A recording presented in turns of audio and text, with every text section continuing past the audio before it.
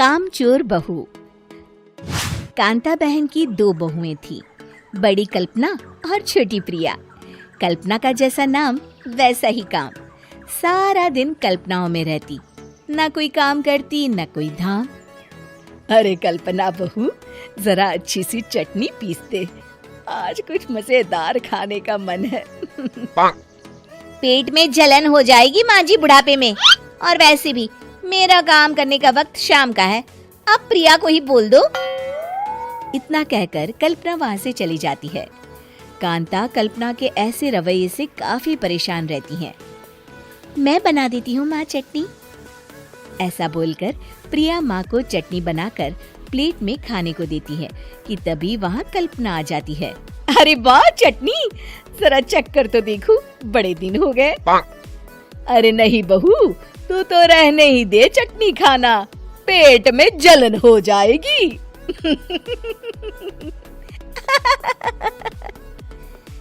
इतना कहकर कांता और प्रिया दोनों हंसने लगते हैं। कल्पना सारा दिन या तो मोबाइल में यूट्यूब देखती या फिर सोती रहती। उसका कमरा भी बिखरा और गंदा रहता। एक दिन कल्पना का पति अशोक उससे कहता है, अरे कल्पना, जानवर भी उस जगह को साफ कर लेता है जहाँ वो बैठता है, तुम तो इंसान हो, कैसे इतने गंदे कमरे में रह लेती हो? देखो सारा सामान यहाँ वहाँ बिखरा पड़ा है। ज्यादा अपनी माँ का बोल ना बोलो। हाँ, कमरा तुम्हारा भी तो है, गंदा लग रहा है तो साफ कर लो। पता नहीं तुम्हारे साथ मैं कैसे जिंदगी बिताऊंगा। इतना कहकर अशोक वहाँ से चला जाता है। कल्पना बस खाना खाने कमरे से बाहर आती और फिर से कमरे में चली जाती। इससे कांता बहन काफी परेशान रहती। एक दिन प्रिया कांता से कहती है, माँ, मैं सारा दिन काम करके थक जाती हूँ, आप कल्पना दीदी से कहिए ना कि सुबह और शाम का काम बांट ले। मैं तो अब सिर्फ एक वक्त का ही काम करूँगी। हाँ। अरे तू वो भी ना करना, एक बहू तो कामचोर थी ही, दूसरी भी आ गई काम ना करने के बहाने लेकर। तभी वहाँ प्रिया का पति रमेश आ जाता है। माँ, मैं देख रहा हूँ भाभी कोई काम नहीं करती, प्रिया सारा दिन घर और रसोई का काम करती है, अब कुछ करो ना माँ। कांता मन में कुछ सोचती है और कल्पना के पास जाती है। कल्पना फोन पर मेकअप करना देख रही होती है। कल्पना, तुम सारा दिन बस मोबाइल देखती हो, घर का कोई काम भी कर लिया करो। प्रिया सारा दिन काम करके थक जाती है। आज से मैंने फैसला किया है, एक वक्त का काम तुम करोगी, सुबह का खाना तुम बनाओगी और रात का प्रिया। आप लोगों ने काम को हव्वा बना रखा है। अरे पता नहीं थोड़ा सा ज्यादा काम करने में आप लोग घबरा क्यों जाते हैं। और हाँ, बहुत ज्यादा प्रिया की तारीफ मत करिए मेरे सामने, बड़ी बहू तो मैं ही रहूंगी। मैं कुछ नहीं जानती, कल सुबह मुझे वक्त से खाना चाहिए, रसोई में आ जाना, वरना कल से तुझे खाना नहीं मिलेगा। अगली सुबह कल्पना रसोई में नहीं आती है। वो देर से सोकर उठती है और बाहर आकर कहती है,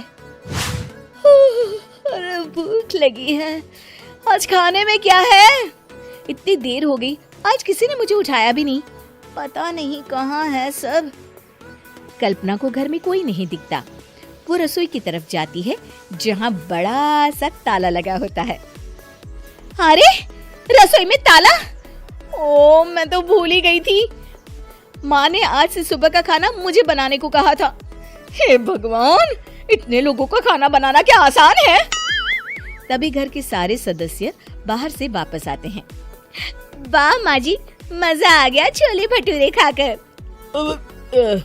मेरे मुंह में तो अभी भी स्वाद आ रहा है। अरे कल्पना, तेरे भरोसे रहते तो हम तो भूखे ही रह जाते। कल्पना को बहुत गुस्सा आ जाता है। अब बहुत हो गया, आज से मैं अपनी रसोई अलग कर रही हूँ, मैं अपना खाना खुद बना लिया करूँगी।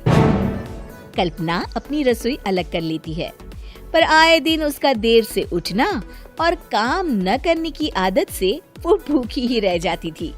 उसी के सामने घर के लोग अच्छे अच्छे पकवान खाते और कामचोर कल्पना को जैसे तैसे ही खाना बनाकर खाना पड़ता। पर एक दिन तो हद ही हो गई। माँ, दीदी आज सुबह से कमरे से बाहर नहीं निकली, हमें जाकर देखना चाहिए।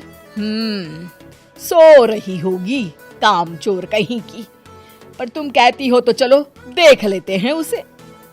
कल्पना कमरे में पेट पकड़कर बैठी होती है। हाय मेरा दर्द, पेट दर्द के मारे मर रही हूँ मैं।